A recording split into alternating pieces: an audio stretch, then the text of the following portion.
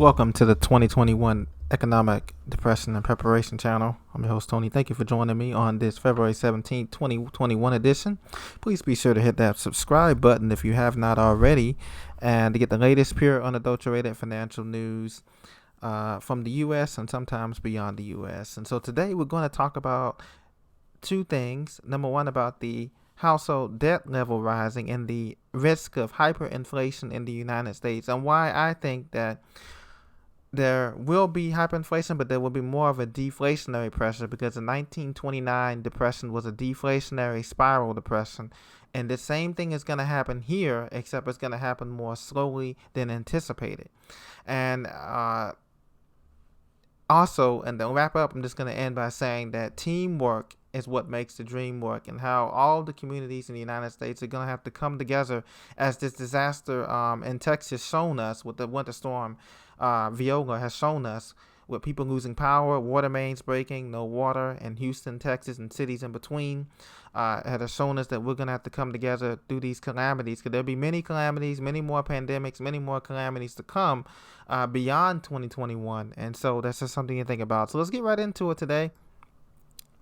Here we go. CNBC.com shows us that household debt rises to $14.6 trillion due to a record rise in mortgage loans. Now, you know, the mortgage rates have been historically low, down below 2.8% for a 30-year mortgage. But what we must understand is that consumer debt has been rising. Not only has consumer debt been rising, the $14.6 trillion, but national debt has been rising. We're at $28 trillion now, according to USDebtClock.org, of debt. Worldwide debt has been rising between all countries, from Europe to France to Asia to Africa to South America. Everywhere debt, Australia, everywhere debt has been rising. So cheap money, easy flowing dollars has been holding up this economy. We know that the Federal Reserve Bank has been holding up this economy, but we have student loan debt, we have credit debt, and we have consumer debt that is rising considerably. Now, as they continue to pass these stimulus bills, many people feel that the inflation rate will continue to rise. But I want to give you some context here. Look back, we're going to go back 10 years to 2010. And this is after the great financial crisis of 2008, 2009. Inflation was at 1.64%. Then we had a little bit of a modest spike in 2011 and 2012 as credit began flowing again. But then it went back down in 2013, 2014, and almost negligible in 2015, 2016, 2017. So as you can see, the inflation rate has never really rose higher than not even close to 3.5%. So while many people had, this is from Statista.com, so for many people saying that there's going to be hyperinflation, I don't think so. In the short term, yes, because we're going to have this injection of money with this we have about 2 stimulus packages left. This one coming up, if it passes, the $1,400 one. And then sometime in the fall, look for President Biden and his team to announce one more stimulus package. And they're going to tie it to like infrastructure bill that they want to pass. They call it the Green New Deal. They're going to tie that to that. That's going to be sometime in September, October is what we're anticipating, what we're forecasting. So look for that. But first of all, the deflationary pressures are going to be here, because right now, okay, we got a little bit of a rise today, and you can see the stock market has been flat the last 4 or 5 sessions. A little gain. They've been having record close. They've been trying to paint it as a record close, but you can see here that, okay, we're at 2.24%. So we went up about 1.6%. That's what they're saying the real inflation rate is. Now, I will give people this. Gas and utilities and food costs have been going up every month, okay, since November. The last 2-3 months it has been going up, and it will continue to go up because of what happened in Texas, the energy state, and all of that. We understand that. But on the long term, they're not going to be able to get inflation above 3.5% here. See, look at this is the ceiling. So what we're going to be experiencing, ladies and gentlemen, is what's called deflation. And so how do you protect yourself in a deflationary environment where everybody's running out, protecting themselves against hyperinflation by going into Bitcoin and gold and silver and cryptos? But we're in a deflationary period, just like Japan. Remember, Japan's last decade was a period between 1991 and 2001. highlights the ravages of deflation. This economic collapse resulted in falling wages. And see what now we have a decrease in demand, which led to lower prices. This is what's going to happen. We have a fake demand right now because people have gotten stimulus checks, right? They're not, but the jobs, you notice they're not saying these people are going to new jobs or finding new jobs. Remember, the long-term unemployment rate is at 40% for people in America, and we have 40 million people who are unemployed. They're not finding long-term jobs.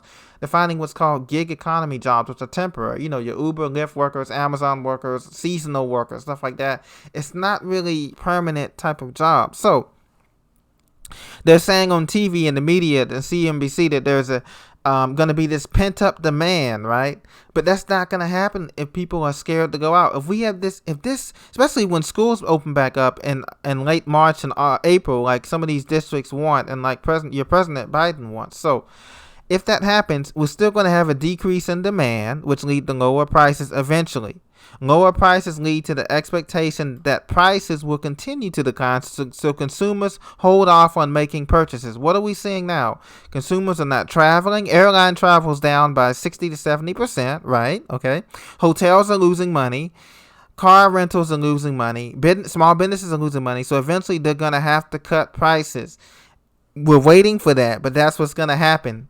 Now, combine that with interest rates that hovered near zero and a depreciating yen. What do we have now? We have a dollar that's depreciating, and we have interest rates near zero. Exact same thing happened to Japan. The only difference is our economy is bigger than Japan, so it's going to take time for this to shake out, of the markets.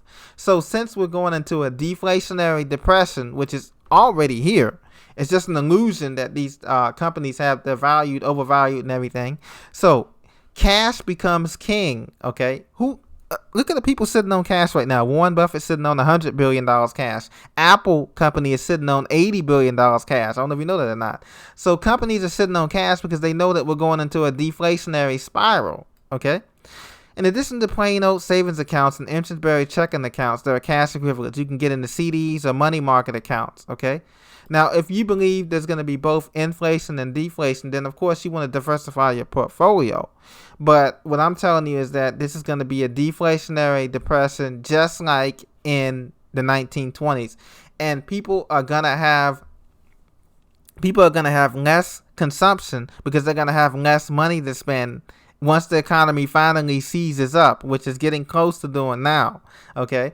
And we have falling wages, despite people saying, oh, we're going to raise the minimum wage to $15. Remember, his plan, President Biden's plan to raise that is over a period of time, over 4 years. By then, even if you raise minimum wage to $15, the cost of living is like falling wages because they're going to have to tax you more because they're going to take more taxes out. So it's like you're making the same, you're just treading water because they're going to raise the taxes to pay for this infrastructure that we're going to need between the self-driving cars. They're going to revamp all your highways for self-driving cars. Then they got to revamp the road and bridges, and they're trying to do a national subway or train system, either underground or above ground, most likely underground, and that's going to be funded by one of these rich mega billionaires like Elon Musk or whatever.